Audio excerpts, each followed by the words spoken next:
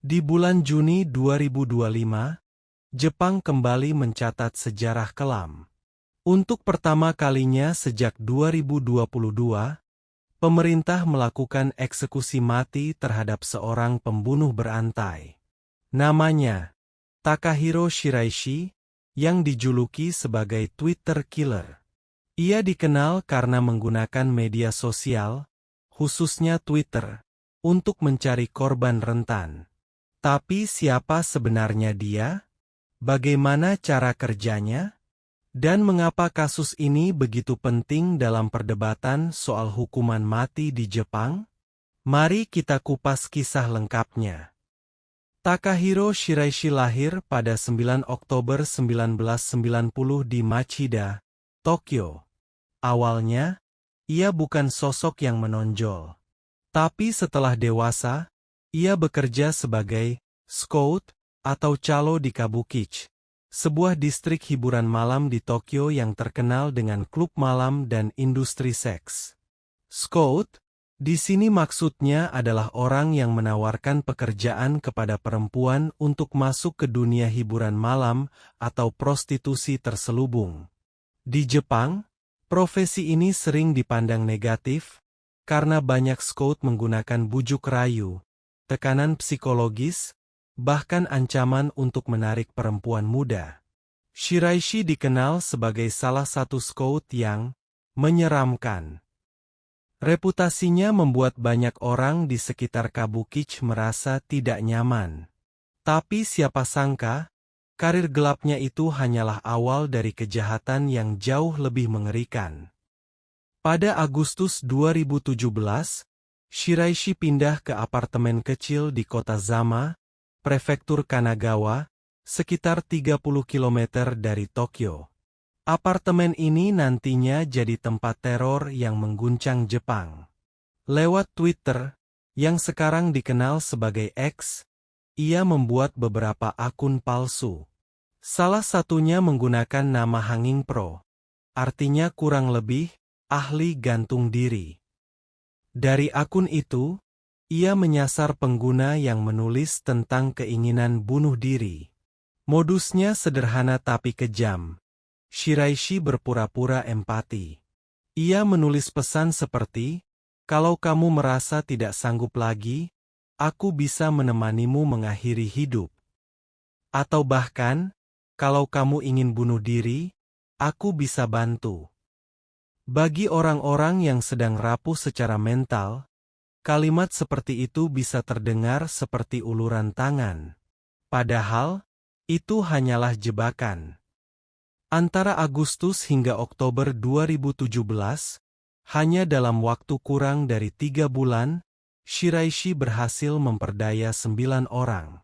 Korban-korbannya berusia antara 15 sampai 26 tahun. 5 perempuan muda, 3 siswi SMA, dan 1 pria, yang ternyata pacar dari salah satu korban. Setiap kali korban datang ke apartemennya, Shiraishi langsung menyerang. Modusnya, mencekik sampai tewas.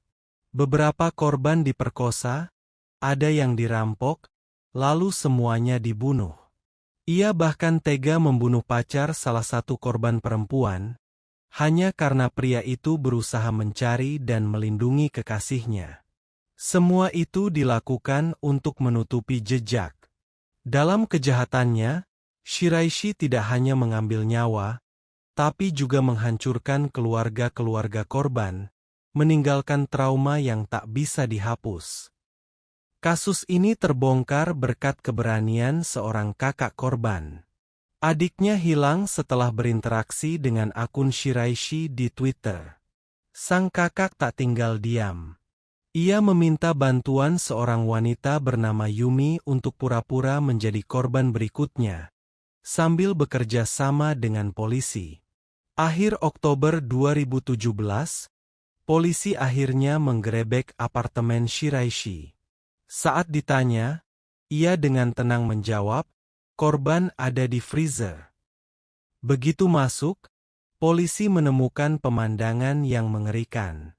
Ada 3 kotak pendingin dan 5 boks besar berisi potongan tubuh, kepala, lengan, dan kaki. Bau busuk menyebar ke seluruh gedung apartemen. Sebagian sisa tubuh bahkan sudah dibuang bersama sampah rumah tangga. Penemuan ini langsung mengguncang Jepang. Media menyebut apartemen itu sebagai rumah horor di Zama. Shiraishi ditangkap pada 31 Oktober 2017. Selama proses hukum, ia tidak menyangkal perbuatannya. Pada 1 Oktober 2020, ia secara resmi mengaku bersalah atas 9 kasus pembunuhan. Pada 15 Desember 2020, Pengadilan Distrik Tokyo menjatuhkan hukuman mati. Menariknya, ia memilih untuk tidak mengajukan banding. Itu artinya, vonis langsung berkekuatan hukum tetap. Namun, eksekusi tidak dilakukan segera. Jepang punya sistem eksekusi yang sangat tertutup. Tanggal pasti eksekusi tidak pernah diumumkan ke publik, bahkan ke terpidana sekalipun. Tiba-tiba, pada 27 Juni 2025, Takahiro Shiraishi dieksekusi gantung di Tokyo Detention House. Eksekusi ini jadi yang pertama di Jepang sejak tahun 2022, dan sekali lagi menyalakan perdebatan besar tentang hukuman mati. Menteri Kehakiman Jepang saat itu, Keisuke Suzuki, menyebut bahwa kejahatan Shiraishi bermotif seksual dan finansial. Kejahatan ini dianggap sebagai salah satu yang paling mengerikan dalam sejarah modern Jepang. Eksekusi Shiraishi menuai pro kontra. Uni Eropa, misalnya, mengecam keras, menyebut hukuman mati tidak manusiawi dan tidak terbukti efektif mencegah kejahatan. Namun di sisi lain, survei di Jepang menunjukkan lebih dari 80% masyarakat mendukung hukuman mati. Bagi mereka, kejahatan Shiraishi terlalu brutal untuk mendapat ampun. Kasus ini juga menyoroti kelemahan sistem hukum Jepang, yang dikenal dengan istilah hostage justice. Artinya, tersangka bisa ditahan lama dan ditekan sampai akhirnya mengaku, bahkan kalau sebenarnya tidak bersalah. Kritik makin keras setelah kasus Iwao Hakamada, seorang pria yang dipenjara puluhan tahun dengan bukti yang belakangan terbukti dipalsukan. Kasus Shiraishi membuat Twitter dan platform media sosial lain memperketat aturan soal konten bunuh diri dan self-harm. Pemerintah Jepang juga menambah layanan hotline, konsultasi online, dan program pencegahan bunuh diri. Jangan lupa, Jepang punya angka bunuh diri yang cukup tinggi, terutama di kalangan remaja dan pekerja muda. Itu sebabnya, tragedi ini membuka diskusi besar. Bagaimana melindungi orang-orang rentan di dunia digital? Apa tanggung jawab media sosial, pemerintah, dan kita sebagai masyarakat? Kasus Shiraishi adalah pengingat keras bahwa interaksi online bisa berujung pada tragedi nyata.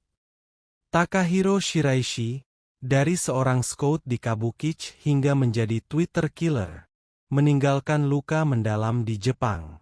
Ia memanfaatkan celah psikologis, memanipulasi orang yang paling rapuh, dan merenggut 9 nyawa. Kisah ini menantang kita untuk bertanya, apakah hukuman mati benar-benar solusi?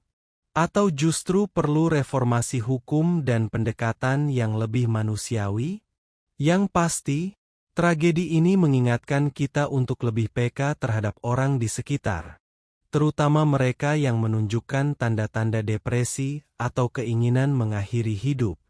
Terkadang, sekadar mendengar bisa menyelamatkan nyawa. Terima kasih sudah menonton. Jika menurutmu cerita ini penting, jangan lupa klik subscribe dan aktifkan lonceng notifikasi, supaya kamu tidak ketinggalan kisah nyata lain yang penuh pelajaran. Sampai jumpa.